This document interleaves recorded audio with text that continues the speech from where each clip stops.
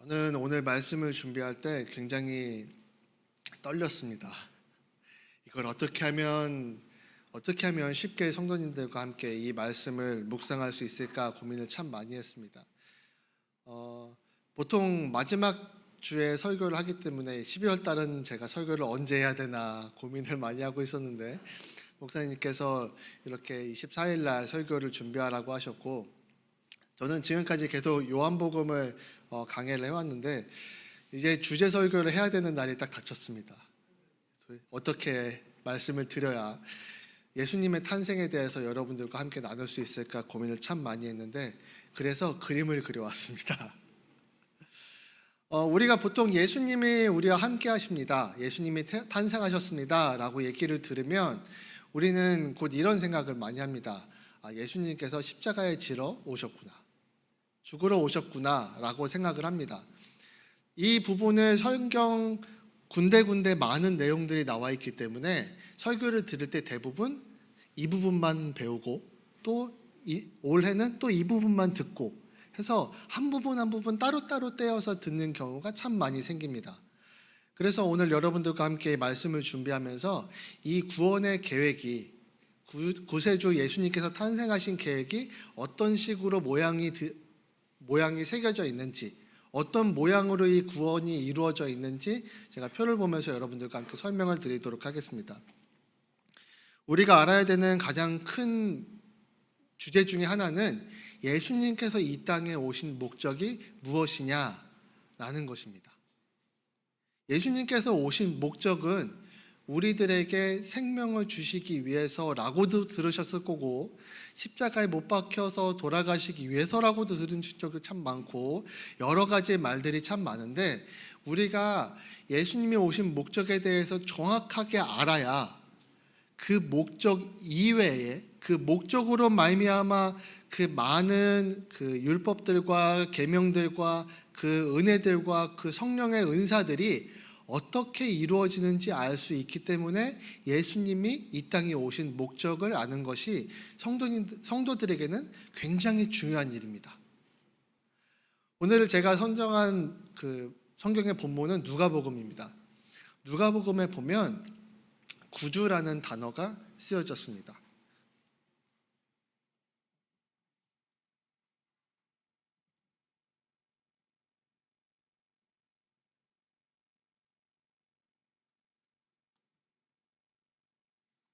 네, 구주라는 단어가 2장 11절, 저희가 11절, 12절 읽었는데 11절에 곧 그리스도 주시니라 라고 우리가 알고 있습니다.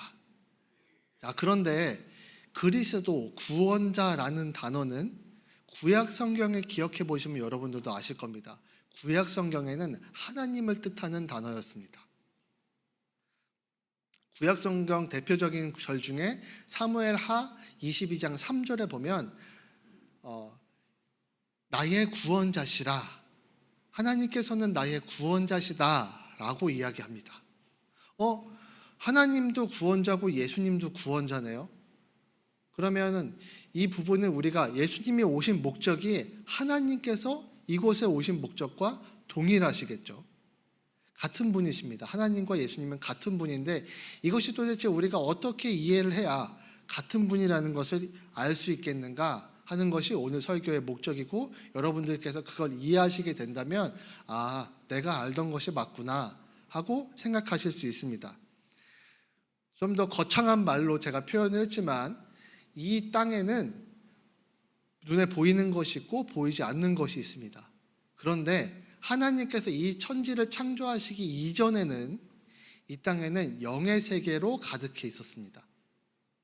물질의 세계가 만들어져 있지 않았기 때문에 영의 세계, 영계라고 부를 수 있습니다. 이 영계가 가득했습니다. 하나님은 영으로 계셨습니다. 영으로 계셨는데 하나님께서 우리를 이 땅에 살게 하시기 위해서 천지를 창조하심으로 물질이라는 것이 생겼습니다. 물질계라고 말할 수 있습니다. 영계와 물질계, 이렇게 두 가지로 나누어지게 될 수 있는데, 우리는 대부분 눈에 보이는 물질계 안에서 삽니다. 여기 보이는 강대상도 물질이고 마이크도 물질입니다. 여러분들이 사용하는 핸드폰도, 입는 옷도 여러분들 눈에 보이는 사람들까지도 모두 물질입니다. 그러나 우리가 영계에 대해서는 잘 생각해 보지 않은 경우들이 많습니다. 그런데 가장 중요한 게 사람이 살아가면서 살아갈 수 있는 원동력은 영계에 있습니다. 대표적으로 사랑, 신념, 믿음, 기쁨, 이런 것들은 영적인 세계에 속합니다. 기독교가 영적이라고 얘기하지만 세상에서는 정신이라고 표현을 합니다. 이런 것들은 눈에 보이지는 않지만 반드시 존재하고 없으면 굉장히 위험한 순간들이 찾아옵니다. 만약에 저희 나라에 헌법이 있죠.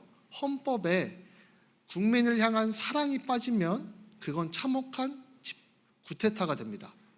굉장히 피가 낭자하고 굉장히 무서운 법이 될 것입니다. 그렇기 때문에 이 영적인 세계, 그 정신이 어떠한 것이 있는가, 어떠한 목적이 있고 그것이 물질계, 우리가 보이는 것으로 나타났는가, 이것은 굉장히 중요한 겁니다. 그러므로 예수님께서 이 땅에 우리와 똑같은 인간의 모습으로 오셨다는 것은 그 이전에 하나님께서부터 온 것이라는 것을 우리가 이해할 필요가 있는 겁니다. 하나님께로부터 우리가 왔다, 예수님께서 하나님께로부터 왔다라는 것을 이해할 때 먼저 하나님께서 어디에서부터 이 창조를 시작하셨는지를 이해할 수 있어야 합니다. 먼저 하나님께서 계시는 곳은 우리가 간단한 말로 하나님 나라라고 부릅니다. 여러분들 하나님 나라 참 많이 부르셨죠. 하나님 나라, 이곳에는 대표적으로 두 가지 큰 하나님의 속성이 있습니다. 바로 거룩과 영광입니다. 하나님께서는 이 모든 세계에 하나님이 계심으로 말미암아 하나님의 나라가 되었고, 그 나라 안에는 하나님의 큰 속성인 거룩과 영광이 존재하고 있었습니다. 그러나 사탄이 이 하나님의 이 거룩과 영광을 질투하게 됩니다. 자기도 그 거룩과 영광을 갖고 싶은 거예요. 그런데 하나님께서 그렇게 놔주시지 않고 이들을 지옥으로 보내십니다. 지옥으로 보내니까 거룩이 없는 곳에서는 거룩의 반대, 부정이 생깁니다. 영광이 없는 곳에서는 영광의 반대, 불영이 생깁니다. 그러니까 거룩이 있는 곳은 하나님의 나라가 되는 것이고, 영광이 있는 곳은 하나님의 나라가 됩니다. 거룩이 없는 곳은 지옥이 되는 것이고, 영광이 없는 곳은 지옥이 됩니다. 여기까지는 이해하시겠죠? 자, 이것을 하나님께서는 완전히 단절시키십니다. 절대로 섞일 수가 없습니다. 하얀 종이에 검은색 점이 찍혀 있어도 이 종이를 하얗다 말할 수 없는 것처럼, 마치 그런 것처럼 하나님 나라 안에, 하나님이 계신 곳에 거룩이 조금 희미하다, 거룩이 좀 묻어있다, 영광스럽지 않은 것들이 조금이라도 존재한다, 있을 수 없는 일입니다. 그래서 하나님 나라, 하나님이 계신 곳에서는 완전한 거룩과 완전한 영광이 가득합니다. 이 하나님 나라가 원래 있었는데 하나님께서 인간들을 위해서 물질계, 우리 세상을 창조하십니다. 자, 세상을 창조하시면서 두 사람을 세상에다 두셨죠. 아담과 하와입니다. 이 아담과 하와를 통해서 이 땅을 통치하도록 만드십니다. 누구의 목적에 따라서? 하나님의 목적에 따라서.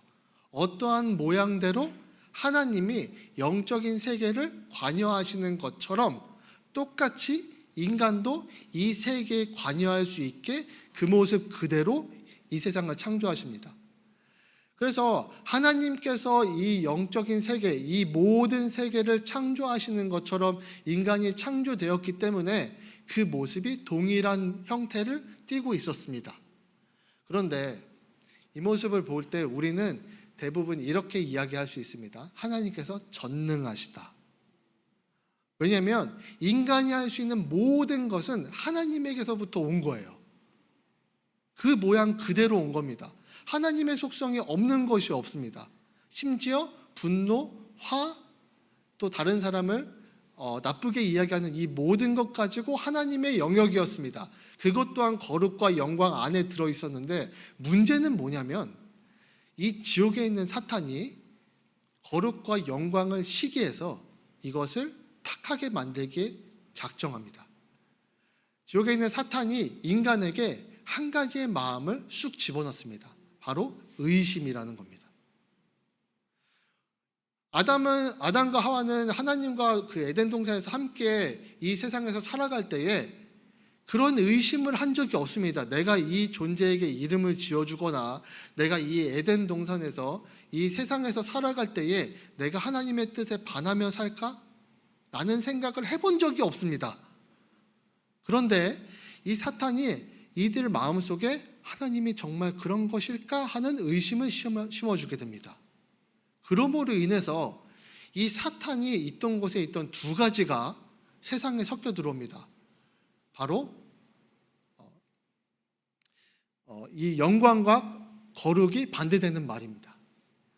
사탄이 이렇게 말합니다. 창세기 3장 5절에 선악을 알 줄 하나님이 아심이니라. 원래는 전능하심만 가득하여 있었습니다. 우리가 생각하거나 판단할 필요가 없었어요.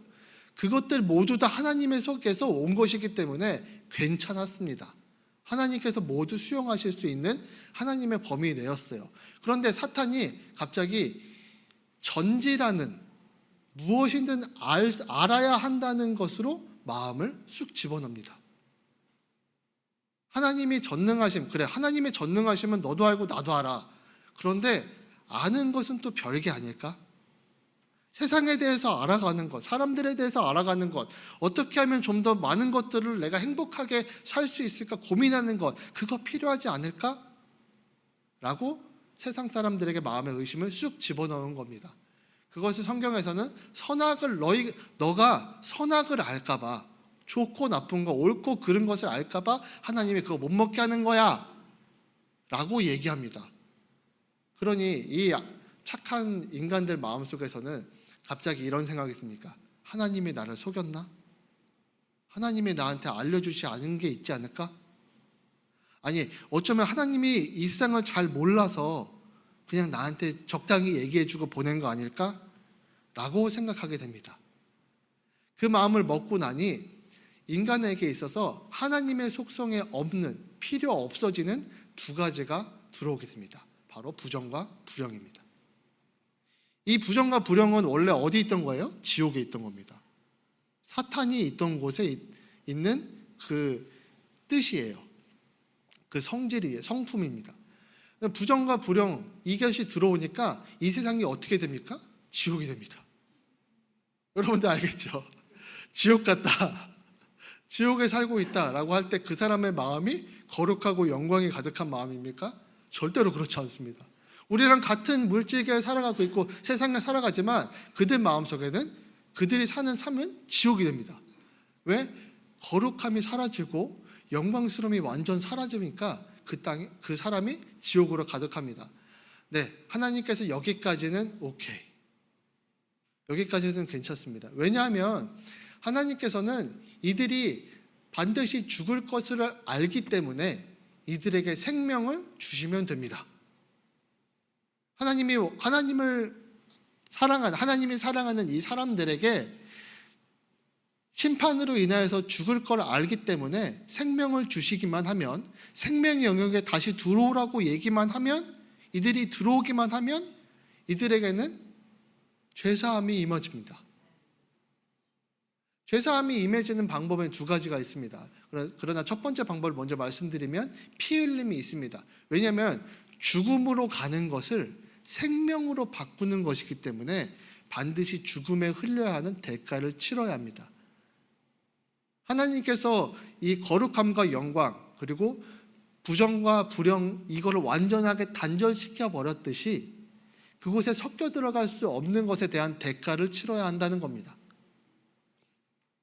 사람에게 목숨은 하나뿐입니다. 목숨이 두 개 있으면 지옥에 왔다 갔다 할 수 있겠죠. 하지만 목숨에 두 개 있는 사람은 이 세상에 없습니다. 그렇게 단절되어 있다라고 생각하실 수 있습니다. 자, 이렇게 죄사함을 하게 되고 마지막 날에 모든 사람, 예수를 믿던지 믿지 않던지 이 모든 사람들에게 심판이 이르게 됩니다. 생명의 심판으로서 하나님께서 이 생명 가득한 사람들을 천국으로 데려가셔서 백성 삼으시고, 또 죄의 심판으로서 많은 사람들이 하나님을 믿지 않고 예수님을 믿지 않던 그곳으로 대가를 치러 그 종노릇을 하던 그 주인에 따라 지옥으로 가게 됩니다. 이 시스템을 만들어 놓으시고 완전 단절된 상태에 이르렀어야 했는데, 이 땅에 하나님의 두 번째 계획이 실행됩니다. 제가 왜 두 번째 계획이라고 말씀드리냐면, 왜 예수님께서는, 아니 이 세상에서 하나님께서는 죄를 놔두셨습니까? 라고 하는 질문들 때문에 그렇습니다. 죄를 놔두시는 때에 하나님께서 그곳에 팽배했던 그것들을 하나님께서는 구약시대에 어떻게 처리하셨냐면 진멸시키는 것으로 처리했습니다. 이스라엘 백성들과 하나님의 백성들과 대적하는 사람 존재들에게는 진멸시키는 그 과정을 거침으로 인해서 완전히 이스라엘 백성들과 하나님의 백성들과 이 세상의 그 죄에 가득한 그 성품들의 사람들과 섞이지 않도록 만드셨었는데, 문제는 뭐냐면 이스라엘 백성들도 왔다 갔다 하는 겁니다. 지옥에 갈 날을 오늘 내일 하는 겁니다. 심지어 하나님을 잘 알고 있고 하나님의 성품을 잘 알고 있는 선지자들, 율법을 잘 알고 있는 율법학자들까지 하나님에 대해서 왜곡하여 전하기 시작합니다. 그래서 하나님이 하나님의 뜻이 아니라, 하나님의 의의가 아니라 인간의 의의로 삶을 살아가게끔 만들어 버리는 경우가 생겼습니다. 그런데 하나님께서는 이 계획을 태초부터 가지고 계셨습니다. 능력이 없는 사람이 능력을 만들어내는 건 태초의 계획이 아닙니다. 능력이 없는 존재가 능력을 만들어내는 건 계획이 없던 사건이 계획을 함으로 이루어지는 건 태초부터의 계획이 아닙니다. 그러나 하나님께서는 저 1번부터 6번까지의 저 모든 것을 가지고 계셨기 때문에 그 계획이 태초부터 있었던 것이다, 우리가 이해할 수 있는 겁니다. 자, 이 태초부터 있던 계획에 하나님께서 이 땅을 완전히 정리할 필요를 느끼셔서 하나님의 때에, 어떤 때인지는 정확히 모릅니다. 하지만 정확하게 하나님의 때에, 하나님이 원하시는 그 순간, 그 타이밍에 이 물질계를 정리하기 시작하십니다. 하나님과 이 천지를 창조하신 그 순간에 동등된 위치에서 이 땅을 창조하셨던 분이 있습니다. 성경에는 요한복음에 말씀이라고 표현을 합니다. 자, 그런데 이 말씀을 하나님의 아들로 이 땅에 내려보냅니다. 바로 예수님입니다. 구세주께서 우리들에게 탄생하시면서 이 예수님이라는 존재가 하나님과 동등되어 있던 그 존재, 말씀이라는 존재가 인간의 육신의 혈과 육을 입어서 예수님이라는 존재로 이 땅에 태어나게 됩니다. 자, 제가 아까 처음에 말씀드렸죠. 하나님이 계신 곳은 하나님의 나라입니다. 자, 그러면 예수님이 계신 곳은 어딜까요? 머뭇거리시면 안 됩니다. 하나님의 나라입니다. 자, 하나님과 동등된 인격이, 말씀께서 혈과 육을 입어서 이 땅에 오신 예수님으로 오셨습니다. 하나님과 동등된 존재가 오신 겁니다. 그러면 하나님의 나라가 이 땅에 온 것과 동일한 겁니다. 왜냐하면 이 세상의 시스템을 어디를 보고 만들었습니까? 하나님이 계신 하나님의 나라를 보고 만들었기 때문에 이 땅에 하나님이 직접 내려오시면 그곳은 하나님의 나라가 되는 겁니다. 완전해진다는 겁니다. 자, 이 하나님의 나라에 우리가 들어갈 수 있는 방법은 딱 한 가지입니다. 믿음만 가지고. 자, 그런데 여러분들이 믿음을 잘 아셔야 됩니다. 자, 이 믿음이 어느 정도의 힘이 있느냐? 지옥에 갈 수밖에 없는, 죽을 수밖에 없는, 피 흘려서 다시는 돌아올 수 없는 그곳으로 가는 그 지옥과 하나님의 나라의 경계를 완전히 분리한다는 뜻입니다. 그러니까 내가 예수님을 믿습니다 하고 평일날에 죄를 지으면 안 됩니다. 죄를 지으면 회개해야 합니다. 믿음을 가지고 있는데, 내가 믿음을 가지고 마음으로 먹고 입으로 시인한다는 말을 성경에서 이렇게 기록이 되어 있는데 이것이 무슨 말이냐면 유대인들은 자기가 말한 것을 지키지 않는 것을 가장 큰 치욕으로 합니다. 자기가 말한 것을 지키지 않는 것. 그래서 입으로 시인한다는 얘기는 내가 그 입으로 말하는 그대로 삶에 적용하여 사는 사람이다 라는 뜻이에요. 그러니까 이 믿음을 가지고 라는 얘기는 믿음만을 가지고는 완전히 하나님의 나라와 지옥에 분리되어 있듯이 삶을 살아간다는 뜻입니다. 그래서 예수님께서는 자신이 가지고 있던, 하나님께서 가지고 있던 그 생명을 이 땅에 주십니다. 하나님 나라 안에 있다는 것은 하나님의 말을 듣는다는 것이고, 예수님의 말을 듣는다는 것은 예수님이 가지고 계신 생명을 사람들에게 주는 것입니다. 물론 지옥에는 이 생명의 반대, 사망이 놓여 있습니다. 그래서 사망의 심판을 받는 자들이 생겨나는 겁니다.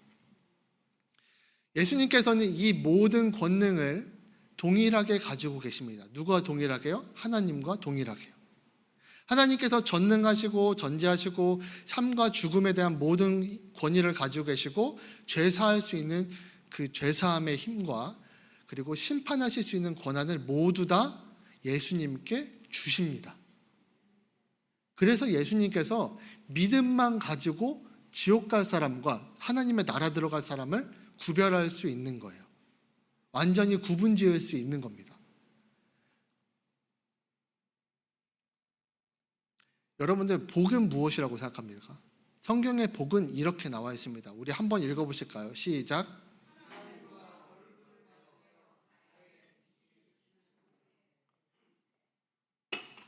성경에 말하는 복은 하나님과 완전히 얼굴을 맞대어서 보고 나에게 그 영광과 거룩이 빛을 비추고 있는 상태를 말합니다. 여러분들 복 받으세요라는 얘기는 하나님의 영광과 거룩이 당신의 삶에 임하기를 바랍니다 라는 이야기하는 겁니다. 그 영광에는 하나님의 물질 모든 것들이 들어있습니다. 자, 그런데 반대로 죄는 하나님의 얼굴을 등지고 완전히 마음이 돌아서서 등진 겁니다. 사탄의 어둠에 머무는 상태를 말합니다. 어둠이 더 좋은 거예요. 빛에 들어가면 나의 그 허물과 그런 더러움들이 보이기 때문에 싫습니다. 그런데 완전히 빛에 들어가면 아무 의미 없습니다. 하나님, 제가 더러워요. 그래도 제가 하나님의 빛 안에 머물고 싶습니다 라고 가면 하나님의 그 거룩과 영광이 얼마나 강렬한지 나의 이 더러움들을 완전히 희게 만들어 주신다는 거예요. 그래서 우리는 반드시 필요한 것이 있습니다. 복을 받아야 합니다. 돈 많이 버는 거, 그거는 복이 아니라 하나님의 여러 성품 중에, 속성 중에, 권능과 전능 중에 한 가지일 뿐입니다. 세상을 만드신 분이 그깟 종이돈 우리들에게 주실 수 없겠습니까? 하나님께서 그 모든 것들을 허락하실 때에 우리가 이 땅에서 수고하고 무거운 짐 지는 것도 허락했습니다. 그런데 이것만은 뺏어갈 수 없습니다. 우리가 하나님 앞에서 복받는 사람이 되는 것. 하나님과 얼굴을 맞대어 하나님의 그 영광의 거룩과 영광의 그 빛이 나의 삶에 온전히 쬐서 내가 그것만으로도 충분히 살아갈 수 있는 그 상태 되는 것. 그것이 복 있는 사람이고 하나님 나라에 있는 사람입니다. 사랑하는 성도 여러분, 여러분들은 오늘 그리고 내일 구세주의 탄생에 대해서 하루 종일 생각을 하게 될 겁니다. 왜냐하면 내일 쉬는 날이니까요. 크리스마스고 성탄절이니까요. 하루 종일 쉬는 날 너무 좋다라고 생각할 겁니다. 그런데 그거 아십니까? 그게 바로 하나님께서 말씀하시는 안식입니다. 이 땅의 모든 육과 힘든 것들을 가지고 세상 살아가다가 이 육을 던져버리고 영으로서 하나님 나라에 들어갈 때 우린 이렇게 생각할 겁니다. 좋다. 하나님 나라 정말 좋다. 그래서 여러분들이 오해하지 않고 잊지 마시기 바랍니다. 예수님께서 주시는 그 복은 하나님과 우리가 얼굴을 맞댈 수 있는 그 영광과 거룩의 찬란한 비침을 말입니다. 예수님을 항상 마음속에 복으로 생각하시는 여러분 되시기 바라며 제가 오늘 말씀을 여러분께 마치겠습니다. 제가 잠깐 기도하겠습니다.